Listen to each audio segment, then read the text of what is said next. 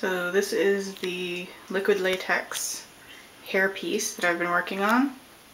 This is part one of the costume, and it's a little easier to show you in the mirror because the lights are on that side. You can see there's that side of it. And there's the back.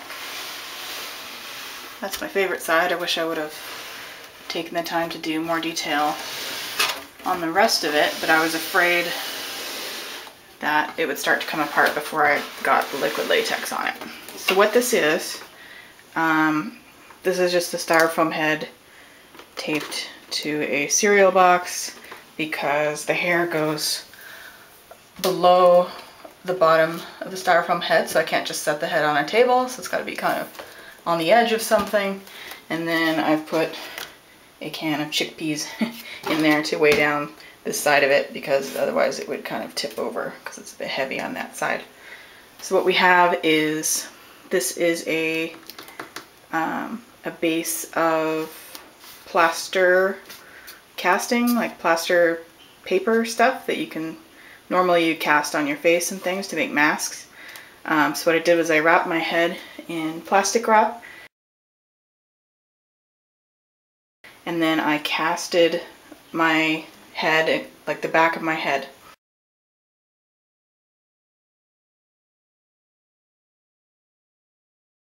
except for my face, because I wanted to cast everywhere that this new hairline was going to be. And then I added, with plaster, a large chunk down here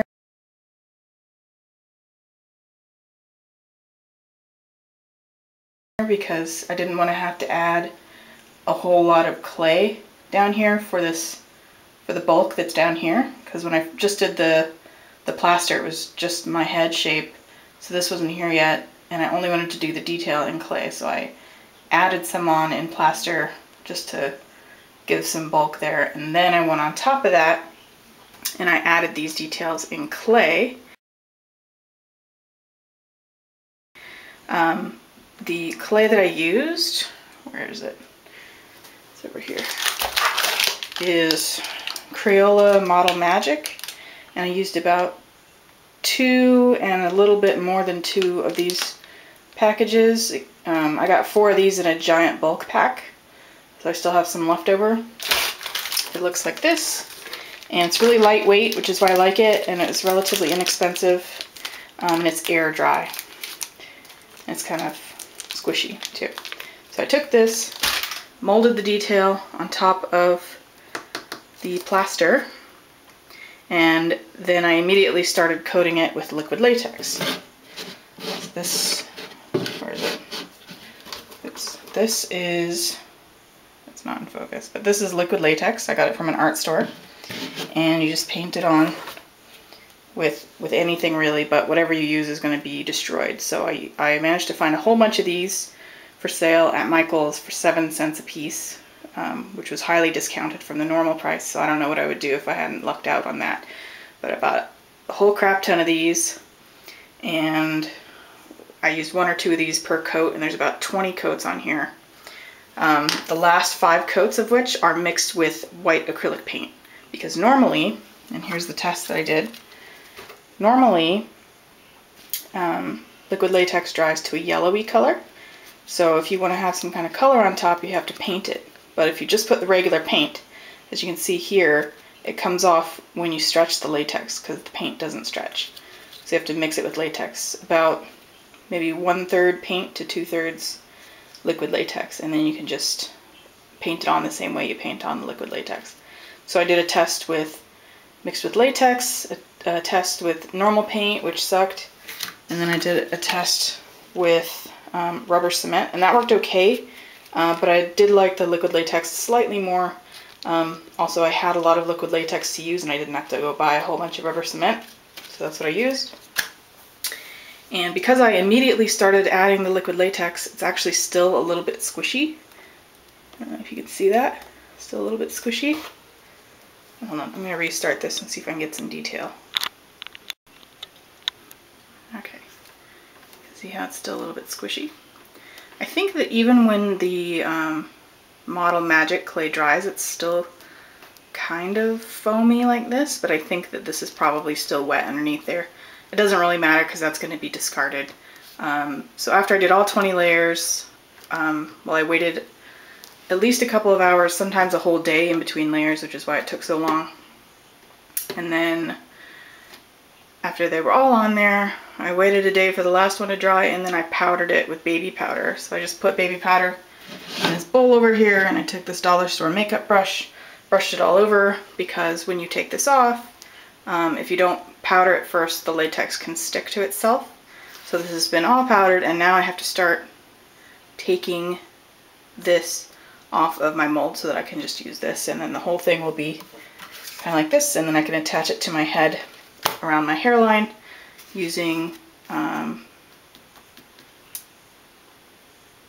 spirit gum. Yeah.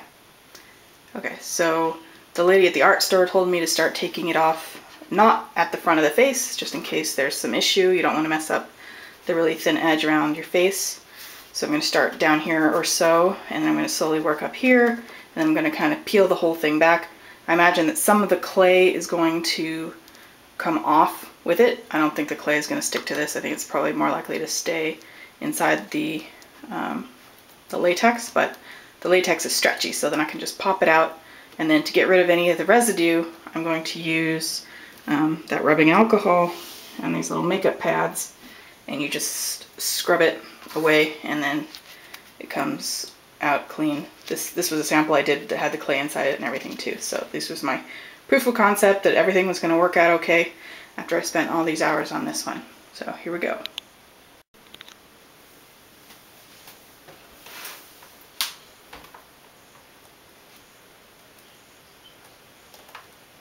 You're just supposed to peel up the edge, and then it should just kind of peel off, kind of like a band-aid, I guess.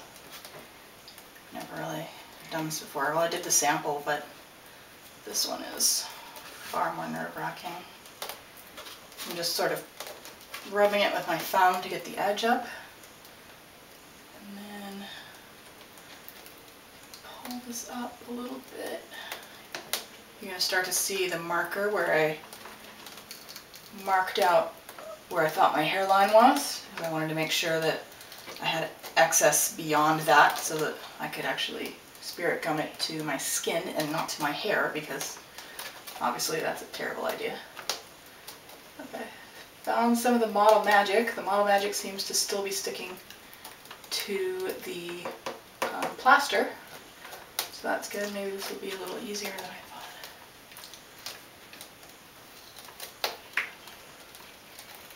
Easy does it.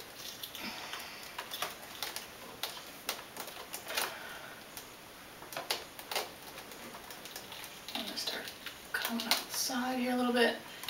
And the liquid latex, I'm really glad that I made the samples, because when you're playing with the samples you can see that they're really strong. So I'm not gonna, I'll be gentle, but I won't freak out about having to pull on it a little bit to get it off.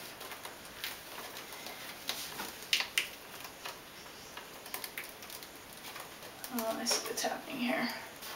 So there's some areas where the when I put the plaster bandages on, I didn't completely smooth it over, so there was still kind of some porosity, and the liquid latex has kind of gone into those pores, and it's creating like these little areas where it's grabbing. So I may have to cut those little tiny strings that are still reaching into those little holes. I'm going to see if I can get a picture of that for you.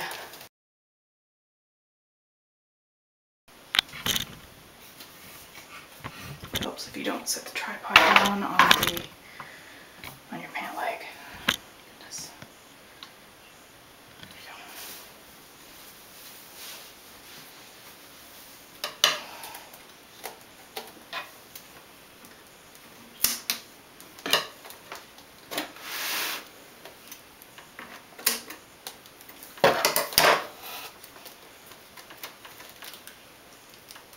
So it's a good thing I made the plaster smooth around the front, so I don't have to deal with those little tendrils around the hairline. Oh yeah, I'm supposed to be powdering under here too. Forgot about that. So as you pull this up, you're supposed to powder so that it doesn't stick to itself, which it was kind of starting to do right here. Oopsie. You don't want that. So complicated.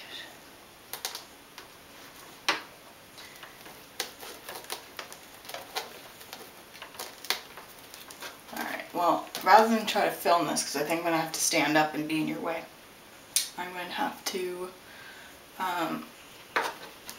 do it off camera and then show you the result.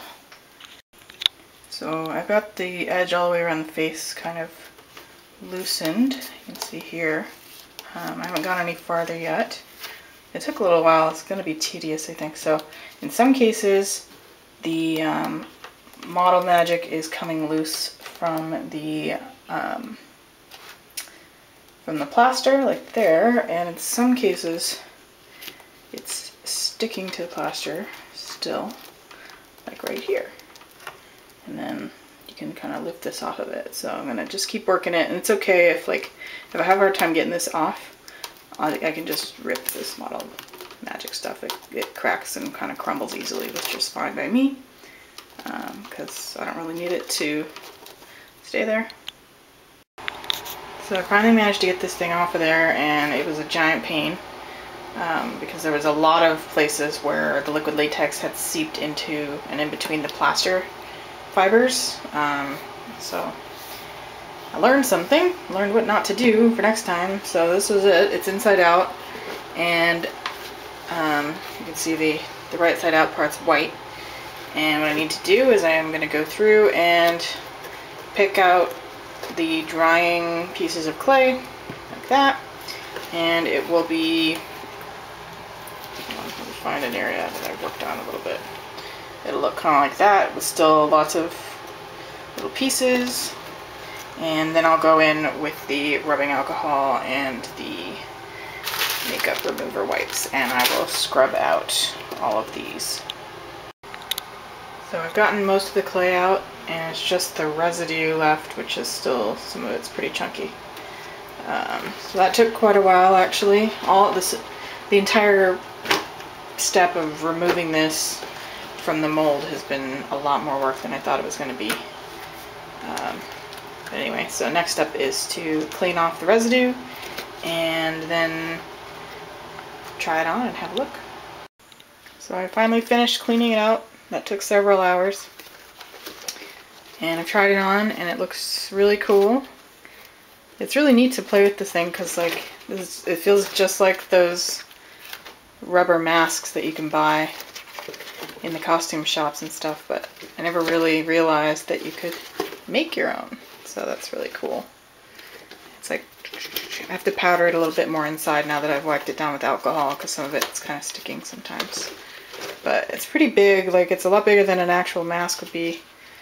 It's covering the whole back of your head, but it's pretty cool. And I thought I was going to have to stuff it a little bit down here, where the bottom of the hair is, to keep it open, but I think it's actually fine. Alright, so here's what it looks like when it's on. It's a pretty good fit. You can definitely tell that it was molded to my face, because it's got the same pear shape that my face does. But I think it looks pretty good. So my hair's down right now, but when you put it up, it just sort of goes back here, wherever. It can go down in there. But oops. Looks pretty cool. It's not very heavy, which is nice.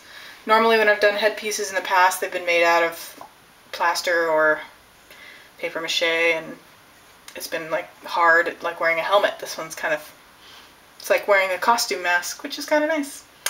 So I'll spirit gum it sort of all the way around the edge here and down, probably just down to here, and then I'll just leave the back open, but you won't really be able to tell because the hair kind of covers it. So it's pretty cool.